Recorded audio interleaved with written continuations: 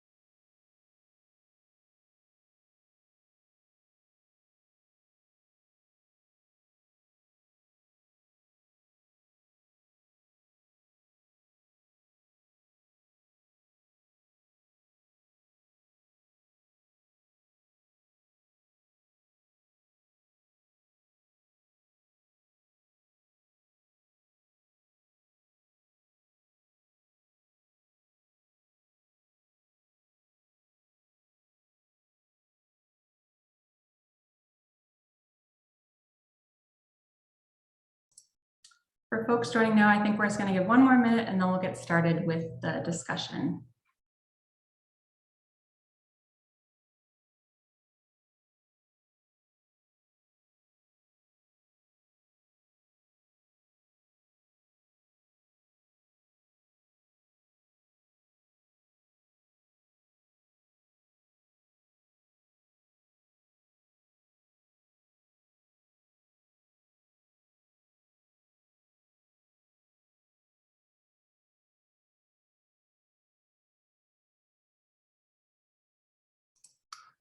All right, I think we're ready to get going. Hi, everyone. Bonjour. Welcome to today's session on key topics in aligning Canadian electricity systems with net zero. Thanks so much for joining us today. My name is Anna Canduth. I'm a senior research associate at the Canadian Climate Institute, formerly known as the Canadian Institute for Climate Choices. And I'm joining you today from the traditional territory of the Mississaugas of the Credit, the Anishinaabe, the Chippewa, the Haudenosaunee, and the Wendat. Territory that is now home to many diverse First Nations, Métis, and Inuit. So a quick note to say that today's session is taking place in English, but we do have live French translation. So if you'd like to listen to the discussion in French, you can click on the interpretation button at the bottom of the screen. So as many of you know, in May, the Institute will be launching a major report on aligning Canadian electricity systems with net zero. So the report will explore both the technical pathways in the electricity sector, as well as key policy actions needed to enable that change. So looking at both the what, but also the how. So I won't go into more detail now about that project since we are a bit short on time today, but I'm going to ask my colleague Christiana to drop the link to our project website into the chat. There she goes. So that you can learn a bit more about that project, but you can also sign up for project updates on that page. And on that page, you'll see that as part of the project, the Institute has commissioned a series of scoping papers and case studies to generate new thinking and useful insights on key topics related to this project, which of course is why we're here today. So we recently published 2 new scoping papers, which will be the jumping off point for both of our sessions this afternoon. And we'll also be publishing a new case study later this month on the Nordic electricity market. So stay tuned for that as well. So we're going to come back to the second paper and the second session on Indigenous leadership at around 2:45 to 2:50 p.m. Eastern time. But I'd like to now turn to the topic of that first paper and our first session on enhancing the resilience of Canadian electricity systems for a net zero future. So this paper was a collaborative effort between myself and my colleague Dylan Clark, Senior Research Associate at the Institute, with the adaptation team. So we wanted to shine a spotlight on this topic in our project because we know that prioritizing resilience is going to be especially critical as our reliance on electricity systems grow on the path to net zero, but also as climate change impacts worsen over time. So in the paper, we explore the range of threats that climate change poses to every component of electricity systems, from changes in temperature to changes in precipitation to more extreme weather events like floods and wildfires. And we also discuss some of the opportunities and challenges ahead for Canada as we look to enhance the resilience of our electricity systems. So I think Christiana is going to drop a direct link to that paper in the chat as well if you haven't read it yet. But of course, we're here today to learn from our esteemed panelists, and I'm so pleased to be joined today by three experts who are here to share their thoughts and their insights on this important topic. So we're joined by Caroline Lee, Senior Research Associate with the Canadian Climate Institute. Hi, Caroline. Alain Bourque, Executive Director at Uranos, and Roger Street, Research Associate with the Environmental Change Institute at the University of Oxford. Roger, I don't know if we can see your video at the moment.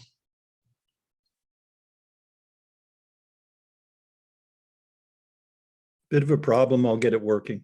Okay, sounds great. Well, we'll proceed and hopefully you can get that video going as well. So welcome to you all and thank you again for being with us today. I really appreciate it. Before I get to my questions for you, I wanted to just signal to folks on the line that we will save some time at the end of the call for audience questions. So if you have questions throughout the discussion for the panelists, please do drop them into the chat, and then Christiane is going to be collecting questions and posing them to the panelists at the end of this first session. So with that background and those logistical things out of the way, I think we can dive straight in. So we know that even if we achieve net zero emissions globally by 2050, the impacts of historic emissions are going to lead to worsening climate impacts in the coming decades, threatening electricity systems in Canada. So I'm wondering if we can start with an overview of the types of solutions that exist to reduce climate-related risks to electricity systems, and also discuss some near-term opportunities to implement them. Caroline, why don't we start with you? Great, thanks a lot, Anna. I'll try to be quick in this kind of introductory set of remarks here. I think that there are two key buckets of measures that we can consider for boosting resilience. One is that I think traditionally when we think about enhancing resilience of a system like electricity that is based on a strong base of physical assets, let's say, so power plants and transmission distribution wires, we often think about ways to strengthen and harden that type of infrastructure in order to resist or kind of move away from climate impacts that are building. So that's one group. And an example of this I'll just give is that, for example, the wind turbines in Canada are much better at withstanding cold temperatures than they are in Texas, where we saw last winter, where they essentially froze over. And that was one factor in contributing to the major outages that they experienced, simply because the turbines physically weren't designed and built for colder temperatures. So this bucket of kind of hardening infrastructure measures, I think, is really important.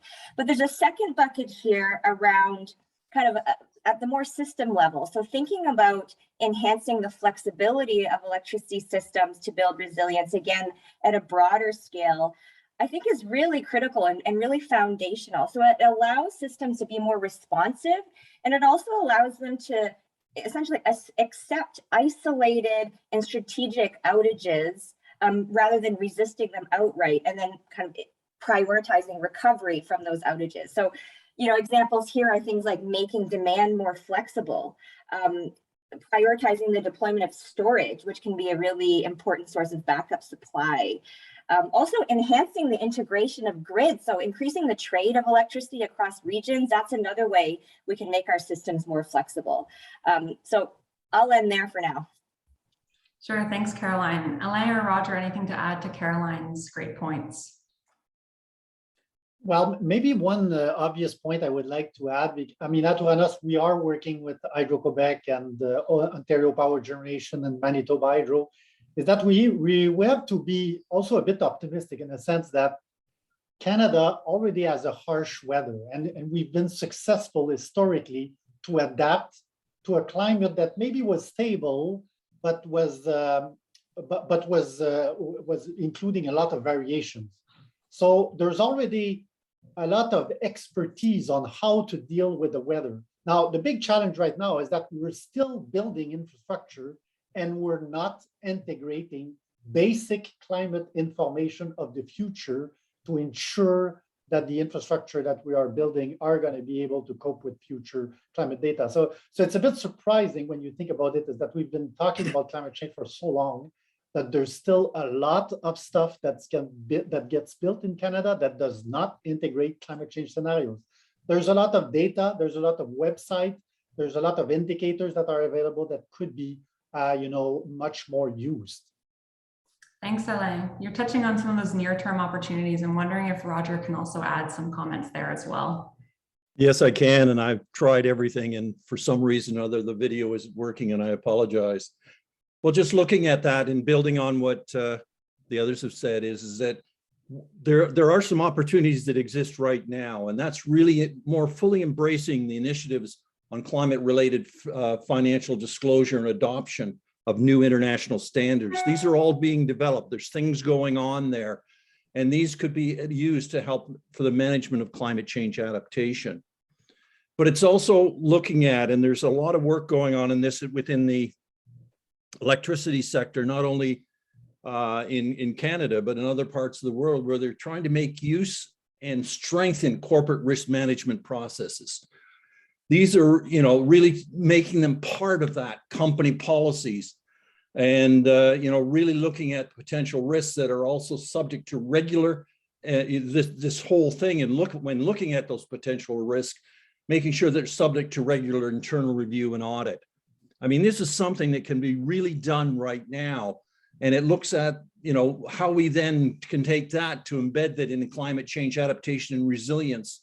Embed that climate change adaptation and resilience in planning and environmental permitting processes. That's such as adaptation by design, protecting against flooding by raising critical infrastructure and generation sites. So they're raising it so the flood isn't able to deal with that. And that's that planning adaptation by design. So I think that's something that really needs to be looked at. And there's solutions that can be done now. And we see some of these actually occurring in different parts of the world, but also I'm positive that it's going on in places like Canada.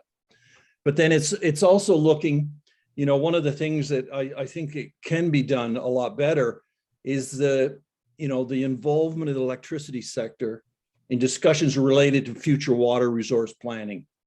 This is something that is essential when we consider the effects that water will have on the siting of power stations, its impact on hydropower generation, as well as future projects for carbon capture, use and storage, and the production of hydrogen.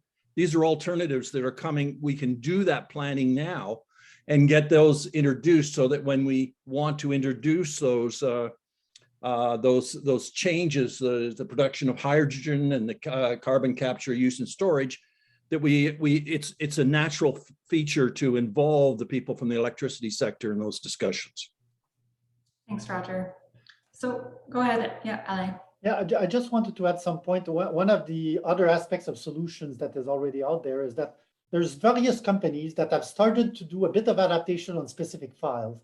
And I think it would be actually even more interesting to see all of those companies to exchange what they have tried and what they have implemented so far. Because at the end of the day, we may realize that we've actually adapted to many of the aspects that we need then to generalize in society more broadly. Yeah, thanks for that, Alain. Great points. So it seems like from all of your comments that a lot of these solutions are largely, readily available, deployable, and there are some near-term opportunities to implement them. So, what are some of the biggest challenges actually preventing decision makers from implementing these solutions? Anna, we can start with you. Anna, before you go on to that question, you're quite right. A lot of these solutions do exist, but there's still a need for innovation.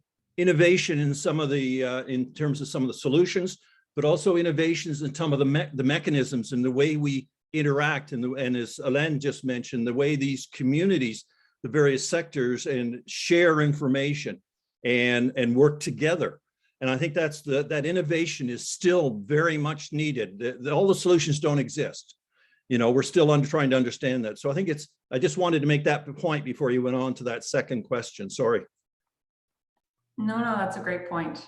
Roger, do you want to jump in with some of the challenges that are preventing kind of further implementation or innovation in the sector? Yes, I can. And I really look at this. What some of the biggest challenges are going to be is how do we manage this transition at the same time of enhancing resilience, as well as the development of the infrastructure that's going on and will have to go on as we move into this electrification of the network. So I think that's a real challenge to how you do that.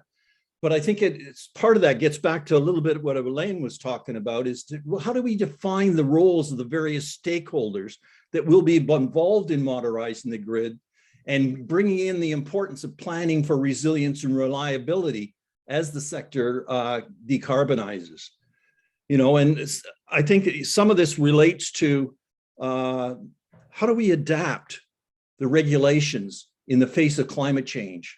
You know, balancing regulatory certainty and the need to enable and promote changes. That's going to be a really important issue. And this relates to some degree to how do we finance adaptation and resilient actions, increasing recognition of the return on the investment.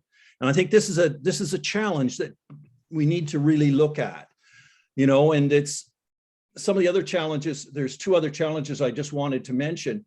And one is that there will be a need to make choices. And we'll need to make choices of prioritizing actions that can be taken, including how the electricity sector will approach the transformational changes that will be necessary to address climate change and modernization of the grid, and also work and be resilient and reliable under the climate change. The last challenge I'll mention at this time is how do we deal with marginalized communities that are likely to be the most effective, and how do we incorporate that social justice consideration into plans and their implementation to address the existing gaps and to ensure that actions do not sustain or enhance inequalities. So I think these are some of there's a whole bunch of other challenges I hope Alain and Christina will bring up, but we'll see. Thanks, Roger. Over to Caroline in LA.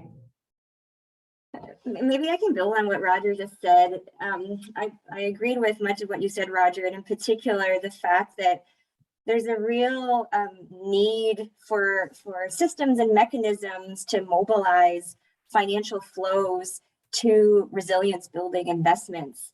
And there's a fundamental kind of shortcoming, I guess, that the adaptation agenda, I think, suffers from, is that there's really no market value for building resilience or enhancing adaptation in energy or electricity markets in the way that GHG emissions have market value now because of the carbon price that we have in Canada. So if there's an investment that a project proponent proposes that would generate resilience benefits, those benefits are abstract and they're not monetized, and therefore it's really difficult to provide financial or create financial and economic justification for those investments. And that's true in the liberalized electricity markets in Canada, you know, in Alberta and to some extent Ontario, but also the vertically integrated, you know, most of the publicly owned utilities that we have here.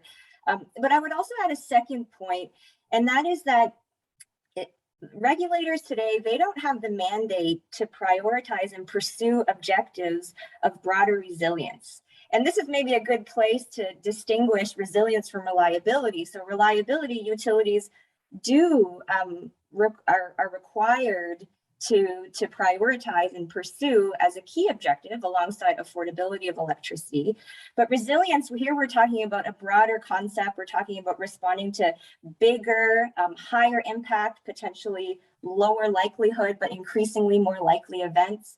Utilities and energy companies, and regulators, they don't have to be pursuing those kinds of objectives. And as a result, again, if there's a project proponent or a utility that goes to the regulator to seek approval for a project that does boost long-term resilience, so something that might refurbishing of a substation or strengthening transmission distribution lines, they're less likely to be approved, and then therefore less likely to have their costs recuperated by the rate base because they won't be approved by the regulator. So the lack of explicit mandate on resilience, I think, is a real key challenge. Thanks, Caroline. Alain, over to you. I think Roger and Caroline has actually pretty much covered the basic challenges for decision maker. I mean, in my mind, inertia inertia is one of the big challenge. To implement those changes is always a bit of a challenge, especially when you have design criteria, regulation, etc., that almost invites you to keep this inertia. So it's a bit of a challenge. Of course, the cost-benefit question is also a big question, because most decision maker wants to see the short-term cost-benefit ratio in order to make the decision. But of course, adaptation to climate change, especially when you connect with some of the previous comments with respect to the responsibility of various stakeholders along the the chain or the evolution of electricity production all the way to respond to energy demand, then it becomes even a bit more complex to analyze and to think in that mindset. And again, there's a lot of priorities. Many organizations have various priorities, and then adaptation, resilience, etc., is competing with other priorities. And again, that's one of the reasons why it's nice to talk about the science and the data available, etc. But unfortunately, it's when you have a good crisis that you end up, really make people think, outside of the boxes, of the usual boxes of the cost-benefit analysis, etc. That creates action. So that's the only thing I could add, really. Yeah, thanks, Alain. So, given that kind of wide spectrum of challenges that you folks have identified, what policy changes do we need to see to enhance the resilience of Canadian electricity systems? So, what can governments at all orders be doing to really start moving the dial in a serious way on this issue? Roger, why don't we start with you? I was going to suggest starting with Alain because he gets a chance to go first here. Okay, let's go to Alain. Well, so I don't know exactly if it's a policy issue really, but it's probably a policy environment. I think we have to, a lot of the people in the electricity sector think that solving this climate change problem, both in mitigation and adaptation, is technological in nature. And I think we have to find ways, and update policies, etc., to make everyone realize that it's more than only technology. There's really transformation of the sectors that are needed in many ways in order to both reduce greenhouse gases and to ensure that those new this new electricity market is going to be able also to be resilient in the upcoming future. So maybe that's one key point I'd like to do. Of course, we need to update our regulation to, to enforce the fact that you need to use climate data from the future in order to ensure that your infrastructure are designed to deal with the climate of the future. That's kind of an obvious, but it's still not done in many places around the world. So we need to go with the simple stuff like this to start with, and then keep the dialogue going with all of the key players in order to develop and adjust the policies as we go along. Thanks, Alain. Over to you, Caroline. Maybe we can end with Roger on this question. Sure. I think Alain made a really excellent point. I'd like to double down on it. The fact that building resilience is not exclusively a technological problem, and therefore, the problem is not exclusively technological. Therefore, it requires solutions that are not only targeted towards technology. So things like enhancing collaboration, for example, across regions and across all orders of government is really important. It also promotes the sharing of critical information. So Alain mentioned this before, kind of sharing best practices. Those things are really important. But also thinking about how institutions and markets themselves are designed and the incentives that, say, investors and utilities face to be able to invest or not invest in resilience building investments. So creating the right kind of enabling environment for resilience to be invested in, I think, is really important, which requires all kinds of, again, kind of market redesign. I think fundamentally there still remains, surprisingly, I think Alain said this at the beginning too, a gap in knowledge about what the future climate holds for Canada, especially in a downscaled manner. So we see these global climate models projecting a certain degree change, but what does that actually mean for an energy planner in Saskatchewan who's thinking about equipping a coal plant with carbon capture and storage? What are the implications of climate projections on that? So thinking of making climate information, especially downscaled climate information, more accessible, I think is really important. And I think another important change, which relates to what Roger was saying earlier, is that we can simply require in the development or the approval of any new projects that they do a climate risk assessment and that they put forward a plan to address the climate risks that they've identified. So this is a very basic level of a kind of understanding what are the risks that are faced by a project, what is the plan to address them, and making those transparent so that everybody is aware of those risks. Thanks, Caroline. Last words to you, Roger, on this question. Okay, thanks, Caroline and Len. You know, I look at this one and you think of the role of government. What is the role of government? The government should be an enabler, and the government should be demonstrating by action, its own actions. On the enabling thing, it I think is, you know, as Caroline was just mentioning, and it was this idea that the policy changes that are needed really are about affecting a regime of risk and adaptation assessments that allow that information to be out there and allow it to be available for people, and the transparency of that information must be out there. And one of the things that gets into it is also the policies need to look at how do we enable and facilitate the effective public participation in decision-making. This is going to be important because if you think about it, any planning that's being done, such as future transmission grids or generation facilities, et cetera, you know, it's not only going to be expensive, but it's going to take buy-in from a lot of people. And it's going to take development of new infrastructure, which is difficult.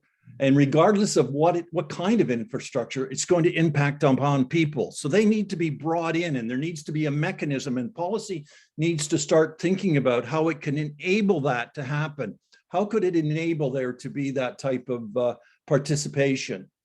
You know, we look at it in terms of, you know, how do you go about, the policies need to be looking at, you know, what are the requirements for national and regional codes and standards to account for existing and future climate risk.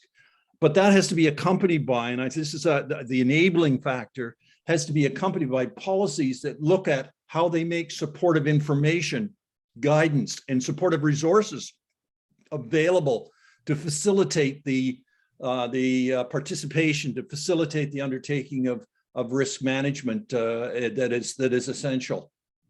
And the other thing is that I think one thing Elaine said earlier, I really want to pick up on, and this is the idea of how do you get about sharing this information? Electricity infrastructure is a very, very important infrastructure. And there's considerable interdependencies with other critical infrastructure in Canada. And not only other critical infrastructure, but other electricity systems and networks in Canada as well. So this idea of being able to share this information so that we're not only creating a resilient electricity system, we're creating a resilient and reliable infrastructure that supports Canadians' well-being. And I think it's really trying to get at that. And so the policies and enabling factors that policy could do at both the national and regional or provincial and territorial level is really looking at how do you facilitate that? How do you enable that to do? And it needs to get at looking at those things. Hi, another comment for you. Well, I just wanted to come back to a very important point that Carolina says, is that it's true, and it's actually coming from an organization that's generating a lot of regional climate scale data in order to adapt. And it's right. I mean, we do need data at the rate scale to make decisions.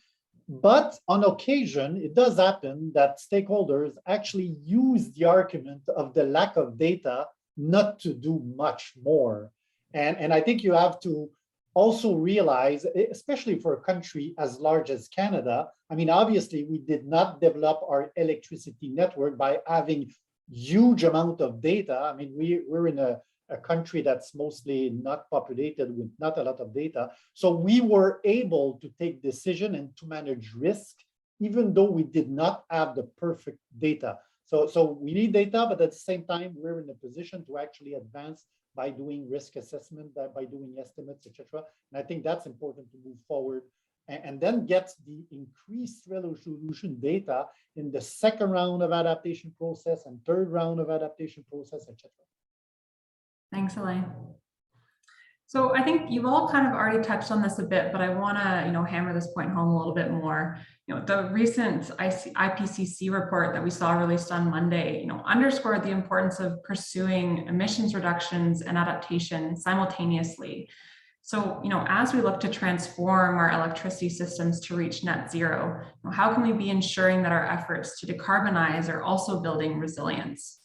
So maybe, Caroline, I'll start with you since you're representing the Institute where we do a lot of thinking about this integration piece. Yeah, I spend most of my days these days thinking about the mitigation agenda, so how to transform electricity system from a net zero perspective.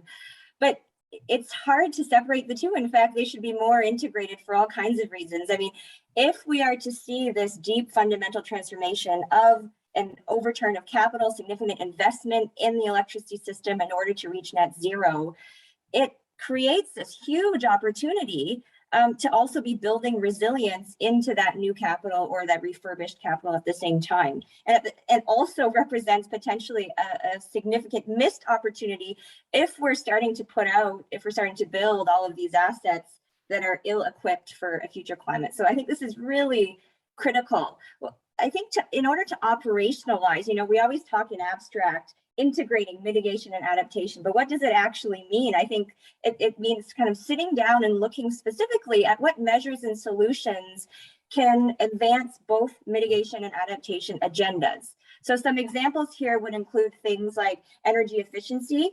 Energy efficiency, when you reduce the amount of energy that you need for a given energy service, it also reduces your vulnerability to supply side disruptions.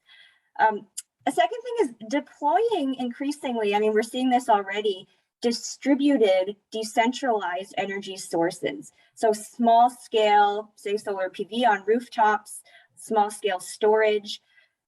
And these are important because they sort of spread your asset base out and diversify your asset base so that when a disruption occurs, it doesn't kind of take down the entire system. And then thirdly, I think there's this important point again about system-wide flexibility that I brought up earlier. We're pursuing flexibility in the net zero agenda in order to be able to support higher shares of solar and wind, variable energy.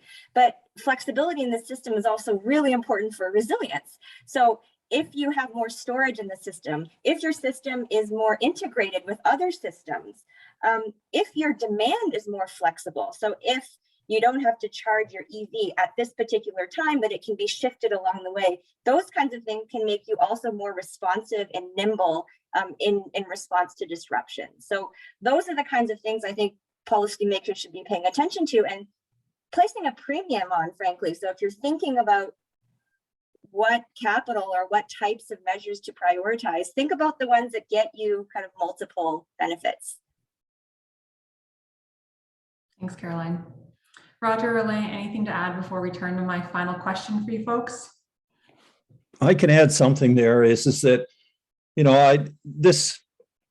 when we look at these two things separately, we look at various and other activities that are going on in terms of addressing various issues within the electricity system or any infrastructure. If we do them separately, it's going to be costly.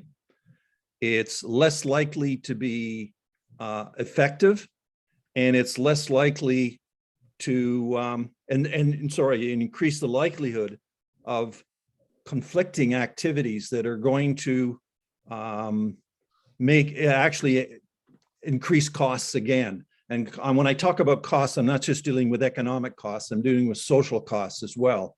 So we really need to think about how we work these things together. The move is underway to look at climate actions. that both include both the mitigation and adaptation, but also start to consider other actions that need to take place and looking at them from more of a systems perspective rather than looking at these silos that we have been primarily looking at in over the last 10 to 15 years. You know, if we look at it in terms of, you know, when we're looking at new infrastructure or replacing end-of-life infrastructure, there's ample opportunities there to really think about this in terms of, well, if I do this, how does that affect the system with which it's going to operate, including the social changes that are going on, the environmental changes that are going on, and climate change, and all the other issues that are going on. It's an opportunity to look at this. The difficulty is that we have not trained people how to do this. And so there's a need to build capacity to undertake this more systemic view of responses and what we're trying to look at. But when, you know, and there's, you know, Caroline was very right, and there's some very easy examples out there. You know, I mentioned one earlier, in fact, where I talked about having to build a new generation facility. And you look at it, and you look at it in the context of, well, what's the flood risk around here? Well, you can do a couple of things. You can put a bunch of barriers around it and build dikes or whatever you want, or you can actually raise it up or think of relocating it in a slightly different place if that's possible as well. So there are other things, there's a number of things that can be done. But as I said, you want to enhance the synergies, and people often call it win-win or win-win-win opportunities there. There's complementarities that can take place. But the thing is that, you know, I think if we don't look at these things together, the costs, both socially, economically, environmentally, would be much greater than we would like them to be, and we'll lose some opportunities. Thanks, Roger. Alain, final word to you, and then I want to squeeze in a question. Yeah, that's right. So theoretically speaking, I mean, I'm in agreement with everything that has been said, but I think when you work with an hydro company, for example, that's trying to develop an adaptation plan, I think not everything has to be integrated all the time. I mean, there's people that have very specific role in the organization, etc. I think the challenge is more to ensure that everyone has its mind very much open to challenge their option and their solution. And this is why when companies are starting to think about developing an adaptation program, an adaptation plan, they realize that governance of adaptation becomes a big issue, because you have to structure throughout the organization your thinking about adaptation, reduction of greenhouse gases, etc. And you have to channel all of this information and these ideas, etc., into integrated solutions. So there is a role for both looking in a targeted way, but also to look into problems into a system approach. Yeah, thank you. Great points. So I do want to squeeze in one final question, and then we'll get to the questions from the audience. But we know that the federal government has announced plans to release a national adaptation strategy by the end of the year. You know, so based on this great conversation we've had today, I'm wondering if in one breath, you can give one thing you'd like the government to consider as they're developing this strategy. I know that's a big challenge. You're all laughing at me. Roger, why don't we start with you?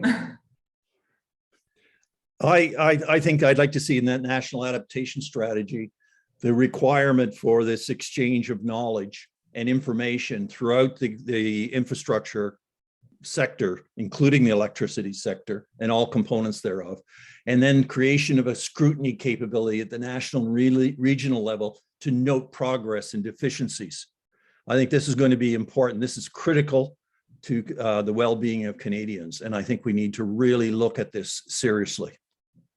Thanks, Roger. Alain, over to you. So definitely a strategy that can create mobilization, all across the country in various sectors and various levels of governments, etc. Of course, I'll say a strategy that try to implement more collaboration between all of those organizations. But at the same time, I don't necessarily find the word collaboration always that realistic. I mean, we're going to have different organizations that have different point of views on various subjects in the future. So sometimes it's going to be cohabitation. We don't agree fully, but at least we recognize that climate change are generating impacts that we need to increase resilience, even though we have different opinions or approaches on doing things, at least if there can be some exchanges and cohabitation. And maybe one of the last point I'd like to raise is the fact that we need targets. We need to measure and we need targets in order to know what success is. I mean, greenhouse gas reduction already has targets, and we see the impact that having targets has on trying to create action, but we have not much on vulnerability adaptation. So we need those indicators. Thanks, Alain. Final word to you, Caroline. Make one point on the clear kind of distinction of roles and responsibilities, especially across different roles of government and adaptation. We often see this finger pointing like, this is, no, the Fed should be doing this, no, the provinces should be doing this.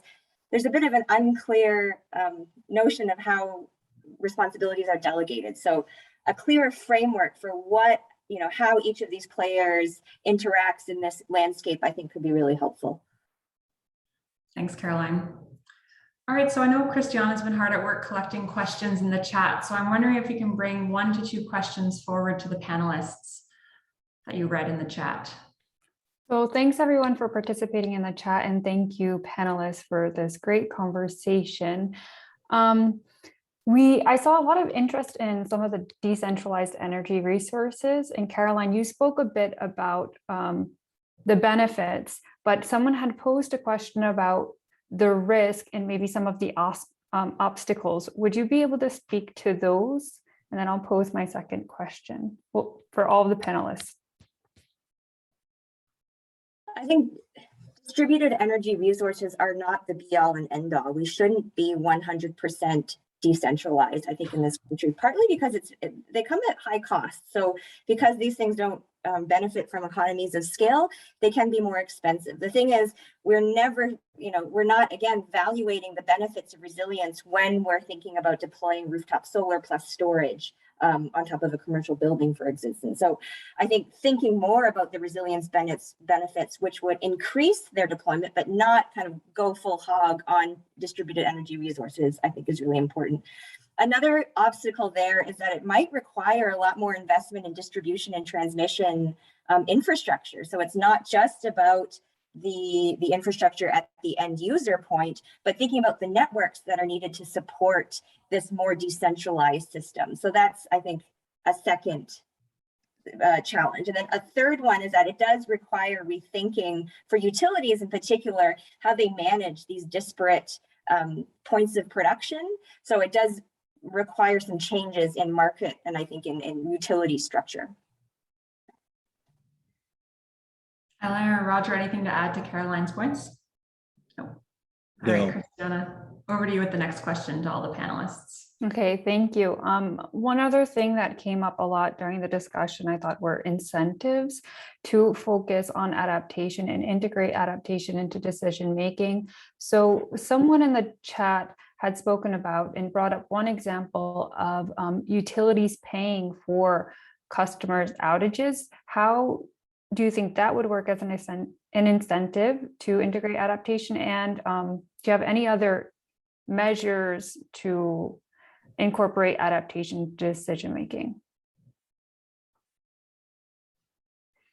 I can start if you want, Alain and Caroline. Is that I don't really see that working.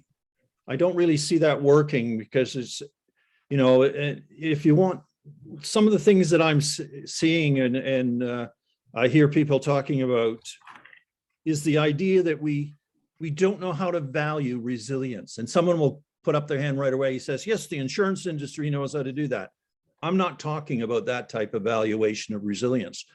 And if we don't know how to value resilience, we don't know how to invest in resilience. And therefore, how much should we invest in resilience? I'll give you an example is that, there was considerable flooding that has occurred in parts of Europe and also in parts of Canada. But I know in the European cases is that immediately afterwards is a window of opportunity where they try to build back better so they won't have it occur. And there was considerable investment in one particular part of the country. and they didn't know how to value it because the flooding never occurred again for 25 years. So how do you know that was an effective investment? And that's where it gets at in understanding how we are going to value resilience, and getting people's mind around that is really important. And that's where we need to incentivize, because then what you're doing is you're incentivizing it through the company understanding the value to its customers of providing a resilient as well as a reliable service. And I think that's a big issue of trying to get at. The only other way of doing that is one way of doing that is to, I don't think one way of doing that is penalizing people, penalizing organizations if they do not have a reliable service. What I'd rather see is there be incentives for investing in a resilience. And you're seeing some of that. I thought I heard something in California where they were trying to do something, but I can't remember it right now off the top of my head.